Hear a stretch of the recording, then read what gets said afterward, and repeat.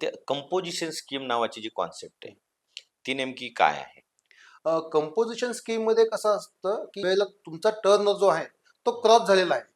हं, पण तुमचा जो बिझनेस आहे, तो लघु उद्योग किंवा जी-एस-टीचा जो रेकॉर्ड मेंटेन करावा लागतो, खरेदीचा, विक्रीचा, हं, ज्याच्यामध्ये आपल्याला बेनिफिट घेता येतो हं. आय-टी-सीचा.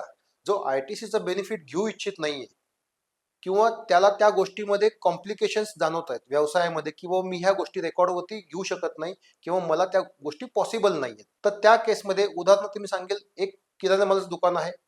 त्याचा टर्नओव्हर 50 लाख रुपये आहे. पण बरोबर. त्याला प्रत्येक गोष्टीची आवक आणि देवक ही शक्य नाहीये. त्याचं परचेस किती आहे, त्याचं सेल किती आहे, प्रत्येक वस्तू कितीला गेली, कितीला आली, हे रेकॉर्ड मेंटेन करू शकत नाही.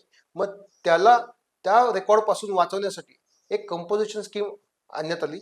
बरोबर. त्या स्कीम अंतर्गत तुम्ही जो जीएसटी आहे, जे जीएसटीचे रेट ठरलेले आहेत, 5% असतील, 12% असतील, 18% असतील काही ठिकाणी, तर तो रेट आहे, त्या रेटनं टॅक्स न भरता त्याला फक्त 1% जो काही सेल होईल त्याच्या 1% टॅक्स भरून तुम्ही त्या कंपोजिशनचा भाग होऊ शकता. म्हणजे भाग होण्यासाठी 1% भरणं नाहीये. तुम्ही कंपोजिशन स्कीम स्वीकारल्यामुळे तुम्हाला जो टॅक्स आहे तो 1%नी भरायचा आहे. 1% तुमच्या विक्रीवरती आहे.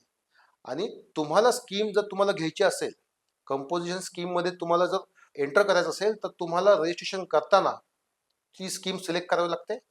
अन्यथा तुम्ही 1 वर्ष संपलं म्हणजे मार्च संपल्यानंतर तुम्ही त्या स्कीम मध्ये एंटर होऊ शकता, काही नियम या अटी फॉलो केल्यानंतर. म्हणजे तुम्ही मधीही पण त्या स्कीम मध्ये जाऊ शकता आणि त्या स्कीम मधनं बाहेर पण पडू शकता तुमच्या व्यवसायाच्या नियोजनानुसार.